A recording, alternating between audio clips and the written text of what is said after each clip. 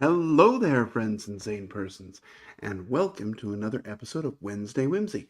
My name is Kyle, and Wednesday Whimsy is a short show I do every Wednesday evening where I talk about a board game, a top 10 list, or some other board game related topic, usually whatever happens to be on my mind. Well, we are in end of the year time, and end of the year time means end of the year top lists. Last year I did my top 23 of 2023, and that was kind of a fun way to do it. Eventually it'll become a number where it's unwieldy, but 24 isn't that much more than 23. So what I'm going to be doing for this week and next week is talking about my top 24 games that came out. So came out is kind of a weird one, right? Because of course, games come out at different times and they become available. But these are games that I played in 2024 that were released mostly in 2024.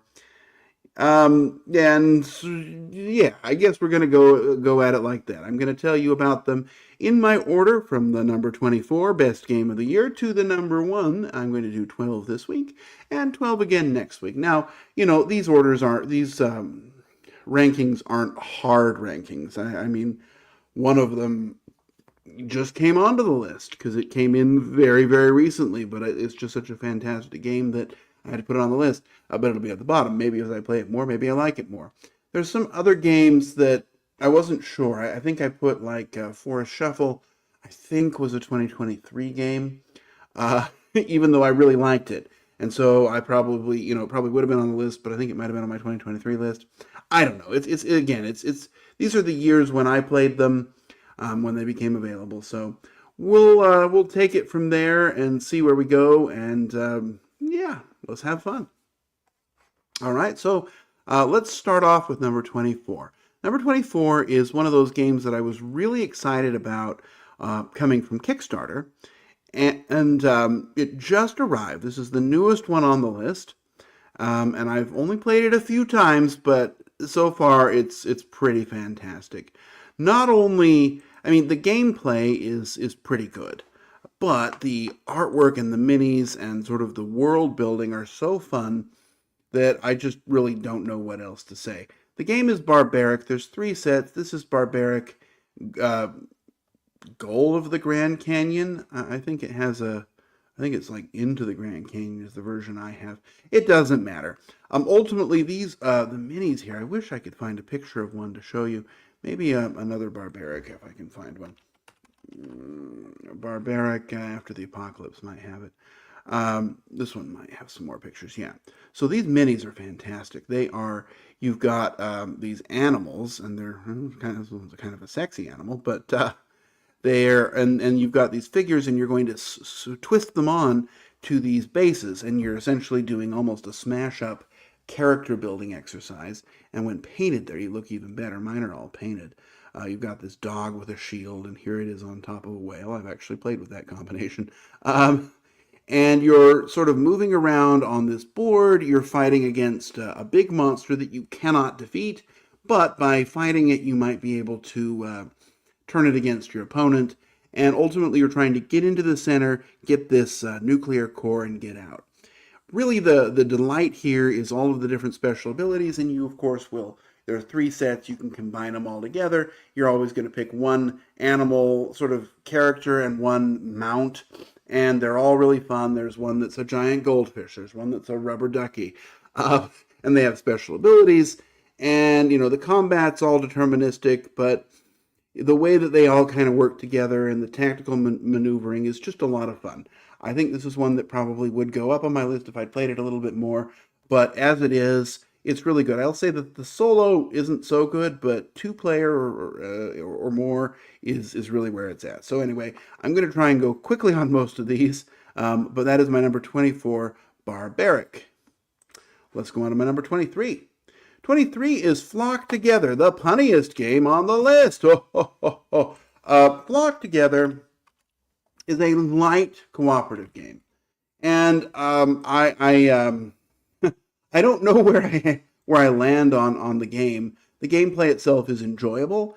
It's not to be taken too seriously, but it is the game, just sort of the development of the game is so delightful. It's definitely character first. You've got all these characters, and they each are going to be some sort of a chicken-related pun, um, and you're using their special abilities. They have these little character booklets, and they're going to get bigger and stronger as they go up, and their artwork is going to change, and their special abilities are going to get better. And whether it's Wingston Coophill or Cluckleberry Finn or Annie Yoakley, you're going to have a good time, laughing at these horrible, cringy puns. And you're ultimately trying to fight off four monsters, and you're dealing with weather effects. And yeah, it's a cooperative game. It's a good level of challenge. It's definitely beatable, but it can be, it can require some work to get there. And it's just a fun game. But the production of it and the artwork and the love that has gone into the character development takes it up an extra level for me. So one that I've really enjoyed. It's also a good solo, but a good cooperative game for families. That is Flock Together. Let's go on to number 22. 22 was a shocker for me about how much fun this game was. This is Captain Flip. Captain Flip kind of came out of nowhere when it was nominated for Spiel des Jahres, and it did not win, but it was a strong entry from a new publishing company and from some acclaimed designers. This game is very, very light. In fact, it almost will fly away. It's so light. But ultimately what you're doing is drawing a tile from a bag, and then you can decide whether you want to flip it over or keep the side that you like. The catch, of course, is if you flip it over, you don't get to flip it back.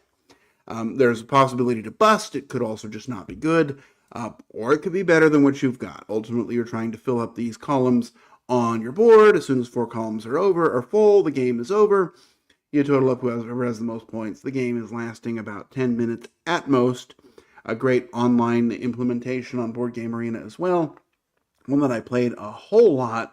At some point, maybe I'll do my number 1 most played games of the year. This is definitely on that list because it's so fast and light. But a fun little game. Definitely, float away level of weight here.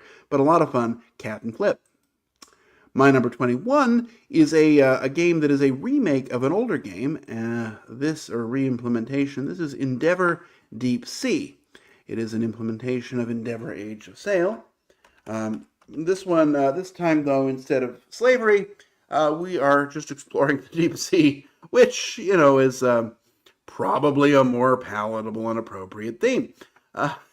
Anyway, you are going to have up to 3 submarines in this game, and you're going to be ultimately upgrading on these tracks and trying to fill out these boards. And by every round, you're going to buy 1 character. That character gives you sometimes access to special or to actions you can do, sometimes just bonuses on tracks. Either way, you can't get more than the 6 or 7 that are in the game. I think it depends on the number of players. And you're trying to go up on tracks so that you can get access to better and better ones. You're also trying to improve your ability to sail around. You're exploring these areas. You're going to find, oh, look, it's School of Dolphins. Use these different actions, and the person who uses them the best is going to have the most points and is going to win. There's a lot of fun exploration here, yet the game itself is pretty fast, pretty tight, and leaves you with a lot of choice and a lot of control over the different things you can do. The production definitely helps. It's a very well-produced game. The artwork on the character tiles isn't great, but everything else is very well done. Rules are dead simple, very easy to pick up. And it was a surprising return to a game that I didn't think needed a re-implementation, but it also made me sort of dust off the old game and play that one again too. It's a great way to enjoy the Endeavor system, Endeavor Deep Sea. My number 20 is a game that I played, I backed on Kickstarter, I played and at a convention, and then I actually got my copy within the same year. So that is very impressive. This is Inferno. Now, there were 2 Inferno games that came out or that were on Kickstarter this year. One is a large sort of campaign minis game. That one, who knows when we'll see it. But the other, the European or the Euro style game, Inferno, is available and came out and was, is a fun little interesting take on worker place. It's a place and recall game. You don't block each other, but ultimately what you are doing is this action selection is you're going to be moving sinners through the circles of hell, according to Dante. Oh, we are well zoomed in. And depending on where the sinner moves, you're going to have access to different actions. And then you're going to place your worker out and do those actions. And eventually you're going to want to have some workers there so that you can recall them and gain different bonuses, gain lots of points, good stuff, and gain sort of improvement on these sin tracks. The length of the game is a little bit weird. It's kind of determined by the players, and the first couple of plays can be a little bit long. But there's a lot of love put into this, a lot of thought. The theme is, some parts of the theme are weird, like you go to the haystack to get children. But ultimately, and there's a couple of different types of currency, managing that can be a little weird. But ultimately, the gameplay itself, once you get into it, is great. And there's a lot of variety because you're going to use two different monsters in each game, and the game comes with several of them, so you can mix and match those to sort of do different things. A very enjoyable game. Solo's just okay, but the 2 and 3 player is really quite good. I was very impressed when I played it at Dice Tower West, and then I was very impressed when it showed up in September of the same year that it was on Kickstarter, so that's very impressive. Anyway, that's my number 20, Inferno. My number 19 is a game that I enjoy, even though I'm not sure that the board game version of it is necessary. This is Slay the Spire, the board game. It is a great implementation of the Slay the Spire video game, which is a fantastic game that I really enjoy. This is, if you wanted to spend 10 times as much to have it as a board game, now you can. This game is ultimately a cooperative deck building game where you're going to play several runs, probably. You're going to die eventually, but you'll have upgraded your card pool a little bit. There are different characters, each from the video game, but each with its own sort of unique play style. This red guy heals. This blue guy has these orbs that it will sort of do automatic damage, or automatic abilities, but it can kind of customize those. The green one uses poison and little knives, and the purple one has different stances that she can go into. It's a fantastic way to sort of experience the joy of the video game in a much longer, larger, and more expensive way, but it is a way to play it cooperatively with other people. Normally, it's just a solo adventure. I will say it's lower on the list because even though I like it, I gave it a 9 out of 10. It is a game that I would almost recommend that nobody buy. You just go play the video game and you'll have a great experience too, because that's really the same experience, but on your Switch for $10. But it's a great game, a very good implementation of a video game as a board game. It was not a one-to-one sort of implementation, but the concepts and the spirit of the video game have come across very well. That is my number 19, Slay the Spire. My number 18 is a game that I'd kind of even forgotten I had backed on Kickstarter. That game is Agimonia. Agimonia is a long campaign, which, again, I don't know that I need very many of those anymore. I've got so many already that I haven't finished, including Agimonia. But it is a 2-player cooperative game with really interesting characters, an interesting story.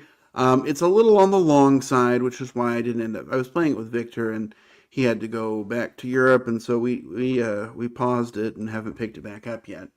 But, you've got really interesting characters. There's an interesting way to kind of select your actions and an interesting initiative system. And the story is fun and the dice rolling is fun. And everything in this is pretty good. The minis are okay. But I've really enjoyed my experience with this game. I like each scenario feels different in its own special way. The way that each of these maps interact. You've got a map book, which is always a great way to do it. And the monsters and the way that they behave and the way things scale up. It's just a fantastic uh, cooperative game. It's a dungeon crawl that's not really in a dungeon, with characters who are unlike anything else and have their own personality and story, which you're going to sort of discover as you go. A great game, one I would love to sort of get back into and finish. That is my number 18, Agimonia. My number 17, starting to get sleepy, is another story-based game that kind of was a big surprise for me. This is Thorgal. So Thorgal from Portal Games is not a campaign. It is a story-based game, but it's single scenarios, which makes it much more approachable. And you can replay the same scenario multiple times if you'd like. You might know more about what's where, but how you end up solving it is going to be different. So I didn't find that problematic. This game is based on, I guess, a European comic. I've never really heard of it, but what it is an interesting adventure game where you're moving around and then you're using polyomino tiles, those old things, in a unique way. Ultimately, this is going to be a combat here, so you're going to try and fill this in so that you're going to roll dice which show you which tiles you have access to, and you're going to place them so that they cover all of the hearts. That's how you win. Or you might want to cover these bonuses, which lets you, do better next time. It's a very interesting way to use things, which are ultimately kind of boring. But you've got these action selection, which is very interesting, and you can upgrade these as the game goes by. It's a well-designed game that I'm assuming implements the theme well, because I enjoyed the theme. I'd love to read the comic or watch a movie if there is one. It was a surprise to me how much fun I had with Thorgal this year. My number 16 was my favorite game from Gen Con. This is a cooperative word game called Landmarks. Landmarks, it didn't get all those that great. The Dice Tower didn't seem to like it that much, but I sure did. I played with my brother a ton and with others as well. Ultimately, what you're doing is one person has a map, and I haven't turned this on yet. One person has a map and is trying to guide people around this map. And the way you're going to do it is you're going to put out a word, and then the other player, and that word is going to try and, so I might write bubble on a tile, and then the other players are going to place it next to the things that it connects with. So, for example, bubble does not connect well with swamp or fence, or bath, swamp or fence, but it does connect well with bubble, not so well with Palestine. So ultimately what you're trying to do is guide people to the exit on this map. There's some weird scoring with these treasures. I wish that had been a little bit clearer and there were kind of a more definite way to use those. But regardless, it's a great game. It's really fun, very easy. You can kind of really sink yourself on this. It's a lot more control than some games like, for example, Codenames. It's really Codenames that's a step up. I really enjoyed this game. I had so much fun with it. It's still one I'm enjoying playing. My number 16, Landmarks. My number 15 is another game that was kind of a surprise this year. It is a re-implementation of another game, and this game is Wormspan. So Wormspan from Stonemaier Games is a dragon-themed version of their very popular game Wingspan. It is ultimately, it shares 90% of the Wingspan DNA, but it has its own kind of spirit here. Obviously, the artwork is different, and the theme is dragons instead of birds. The theme is barely there to begin with, but it wasn't that strong in Wingspan either. Ultimately, you are trying to excavate caves and fill them with dragons so that you can get the most points. The sort of unique things about this versus Wingspan are sort of the fact that you have to put down these caves in order to place the dragons, and then the way you activate your rows is less automatic. Instead, you say, I'm going to activate the row, pay a cost, and then your worker is going to go sort of on this exploration, stopping on each spot that she gets to, and getting you all those bonuses. It's 4 rounds with goals, a lot like Wingspan. If you like Wingspan, you'll like this. For me, what this is if I don't want to play with all of the Wingspan expansions that I've shuffled in and never planned to be able, I don't think I could remove if I wanted to, then Wormspan is sort of the more intro one, and Wingspan, of course, is if I'm playing with people who already know the game and don't care about the dragons. We could play with that with all of its expansions. Anyway, a great game. I like it as much as I like Wingspan. That is my number 15. Oh, Wormspan. Also, the solo is better in Wormspan than it is in Wingspan. So, there's that. Anyway, let's go on to my number 14. Another re-implementation. It seems to be a theme for this part of the list. That is Seventh Citadel. So Seventh Citadel, I think I did a Wednesday Whimsy on this one, is a re-implementation of Seventh Continent. And although I say re-implementation, it's very, very, very similar. It's a lot of sort of the same issues I have with Seventh Continent are still present here in Seventh Citadel, such as how difficult it is to stop and all of the sort of sorting of cards that even though they say it's easy to save, it really is not. But the story here is a little bit more guided. You've got a little bit more direction. In Seventh Continent, you could find yourself exploring and having really no idea where to go. And so you could spend your play session, play for a couple of hours, and really, have explored this continent a lot, but not have any idea, really not have made any progress. And so this one gives you a little bit more guidance. It'll tell you, okay, you're looking for a fire. The fire is east of here, and it's near a large rock or something, whatever it happens to be. So you kind of head east until you find it, and then you do what it says. You then kind of come back, you win that scenario, and then you upgrade your camp a little bit, and you've just got a little bit more agency and a little bit more control and a little bit more guidance. And I just found it to be a lot of fun. There are 3 campaigns in the box. I think there's a couple more coming from a second Kickstarter, but it's good. I like it a lot. I don't know that I'll ever go back to Seventh Continent after Seventh Citadel, and I guess that's saying something, because I used to really enjoy Seventh Continent. I mean, I still would, but this one's better. They've learned a bit. But it's not that much different. If you hated Seventh Continent, you won't like Seventh Citadel. Anyway, that's my number 14. My number 13 is a game that is weird. It's special, though. It's unlike anything else that's come out for a while, and that game is Stevens. I don't know that Stevens is going to get a lot of love. It doesn't look all that exciting. The name sounds boring. The theme is making glass in, I think, Portugal, or wherever it is. Maybe Spain, but it's one of those kind of boring, crafty themes. And you look at it, it's not all that exciting to look at, but the gameplay is really interesting, and it's not cooperative at all.